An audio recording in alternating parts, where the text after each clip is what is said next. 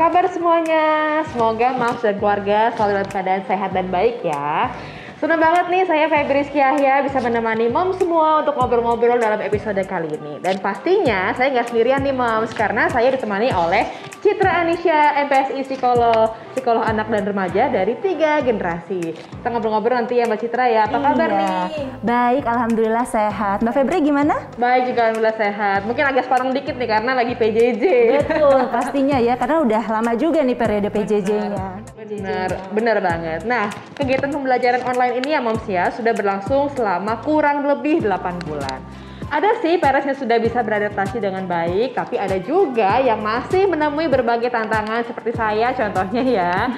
Sebenarnya kondisi belajar daring maupun offline tetap ada tantangannya terkait dengan performa akademik anak. Nah, langsung aja kita tanya-tanya Mbak Citra nih ya. Mbak Citra, persoalan belajar anak itu selalu mungkin tidak pernah mudah ya, mungkin cukup sulit dan tricky. Apalagi dengan kondisi online seperti ini, rasanya kalau saya sih Mbak ya, makin sulit itu rasanya. Ini wajar nggak sih atau kayak cuma saya aja yang pikir kayak gitu ya? Sangat wajar Mbak Febri, jadi jangan khawatir. Banyak juga orang tua di luar sana yang mengalami tantangan yang sama. Mereka biasanya memiliki beberapa peran dan tanggung jawab yang harus dilakukan. Dan berdasarkan riset serta juga data di lapangan, kesulitan orang tua dalam mendampingi si kecil belajar dipengaruhi oleh banyaknya tanggung jawab yang harus dilakukan. Seperti bekerja, mengurus rumah, mungkin harus memasak ya Mbak Febri di pagi hari. Iya. Kemudian juga kalau Mbak Febri punya anak lebih dari 1? Iya, ada 2 anak saya. Nah, apalagi kalau punya anak lebih dari 1. Jadi pasti tantangannya akan lebih tinggi dan akhirnya menguras energi orang tua. Benar banget, belum lagi merawat diri sendiri kan ya. Betul. Biar tetap waras gitu. Betul. Dan karena itulah seringkali juga ketika pembelajaran online ini orang tua mengalami kesulitan meregulasi emosi dan mudah hilang kesabaran, marah ke anak, ke suami juga mungkin ya Mbak, akhirnya kena. Betul. Dan diperparah juga ketika si kecil sulit untuk fokus dan motivasi belajarnya mungkin kurang saat mengerjakan tugas-tugas dari sekolah, sehingga akhirnya mempengaruhi mood dan konflik yang semakin tinggi antara orang tua dan anak. Bener banget. Jadi banyak juga ya Mbak tantangannya ya, baik untuk anak maupun orang tua. Nah kalau untuk orang tua nih, tadinya saya pikir kan, tadinya kan anak di rumah aja ya, atau preschool gitu ya. Begitu masuk TK, ekspektasi saya adalah anak belajar di sekolah, rame-rame sama temennya, main bareng sama temennya, belajar berhitung segala macam sama temennya, habis itu pulang ke rumah dengan keadaan bahagia karena sudah ketemu teman-teman. Tapi karena pandemi akhirnya semuanya online, jadi tiap hari di rumah aja gitu. Akhirnya kalau misalnya di rumah aja bosen, disuruh belajar, suruh ngerjain tugas, malas gitu Mbak Citra, gimana ya? Nah, memang secara umum pembelajaran offline itu lebih efektif dibandingkan pembelajaran online. Karena kita tahu ya Mbak Febri ya, rentang fokusnya anak, kemampuannya mengontrol diri itu masih terbatas karena masih dalam tahap perkembangan. Tetapi yang perlu kita pahami bahwa pembelajaran online merupakan solusi terbaik untuk orang tua di kondisi saat ini. Karena bagaimanapun proses pendidikan tetap harus terus berlangsung. Karena si kecil tetap membutuhkan stimulasi kognitif yang dibutuhkan. Jadi sebenarnya Mbak Citra, belajar online itu manfaatnya apa sih buat anak gitu ya? Ternyata memang manfaatnya juga banyak ya Mbak ya, karena ini kan situasi yang baru. Sehingga si kecil bisa belajar beradaptasi terhadap perubahan kondisi. Nah, ini juga kemampuan yang sangat baik dan penting untuk dimiliki di masa depannya nanti.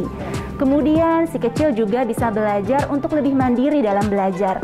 Karena kan kalau di sekolah, anak-anak bisa tanya ke gurunya, tanya ke teman-teman.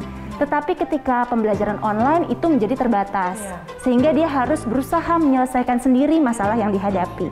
Kemudian anak-anak juga akhirnya bisa terlatih kemampuannya mengontrol diri dan disiplin. Nah, ini kan juga penting ya. Mereka harus bisa mengatur hal-hal yang harus disiapkan untuk belajar. Nah, kalau belajar di rumah, Mbak Febri sebagai orang tua kan tentunya bisa lihat ya, sejauh mana sih perkembangan belajarnya, bagaimana cara si kecil belajar, kemampuannya seperti apa, jadi bisa lebih kenal. Oh ya, kalau di sekolah kan kalau offline gurunya yang lebih tahu ya. Yes. Kalau di rumah kita bisa lebih tahu sebagai orang tua. Oke.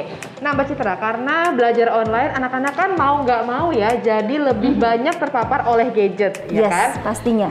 Sebenarnya di luar belajar online pun jadi lebih banyak gitu nontonnya. Kalau misalnya tadi aku ya sebelum pandemi kan punya waktu screen time buat anak misalnya 30 menit sehari gitu ya.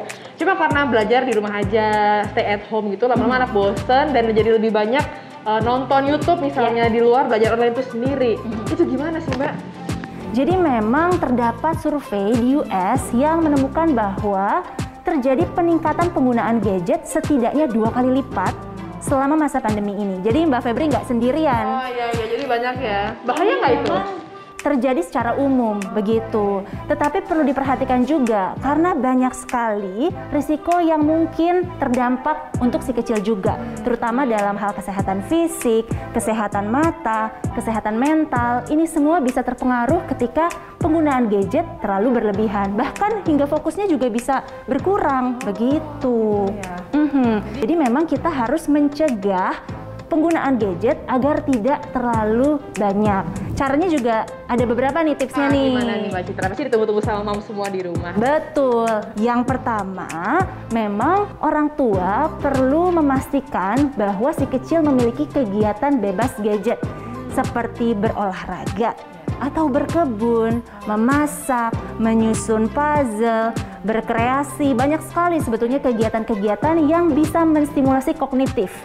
Akhirnya membuat si kecil bisa lebih fokus dan juga termotivasi untuk belajar.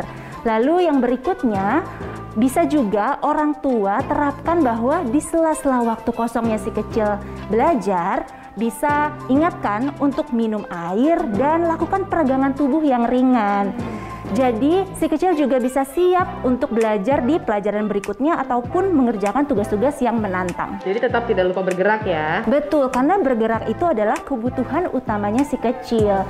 Jadi perlu difasilitasi juga. Oke, jadi tapi jangan lupa juga untuk orang tua menemani anak bermain juga nggak boleh pegang gadget ya. Nah, orang tuanya juga harus bercermin dulu nih. Apakah ketika menemani si kecil bermain atau belajar masih sering fokus dengan gadgetnya sendiri atau sudah disimpan?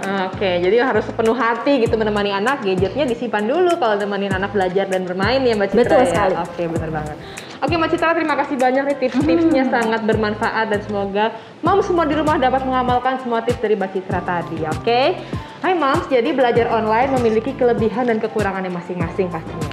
Meskipun menantang, belajar online adalah opsi terbaik yang bisa dilakukan agar anak tetap mendapatkan stimulasi kognitif dengan baik selama pandemi. Untuk dapat meminimalisir dampak negatif dari belajar online, orang tua juga perlu memberikan stimulasi yang tidak melibatkan gadget. Dan jangan lupa ya Mams ya, agar tetap fokus, anak bukan hanya membutuhkan stimulasi dari segi aktivitas, tapi juga asupan gizi yang berkualitas. Karena cerdasnya sepenting sehatnya. Jangan lupa ya Mams, selalu penuhi kebutuhan vitamin dan mineral agar anak stimulasinya lebih maksimal. Oke Mams, episode berikutnya kita akan membahas mengenai salah satu tantangan yang dialami oleh orang tua saat mendampingi anak belajar di rumah. Meningkatkan motivasi anak untuk belajar. Jangan lupa ya saksikan Mams. Masih bersama saya Febri Syaya dan juga psikolog dari 3 generasi, Citra Anisha. Sampai jumpa. Sampai jumpa.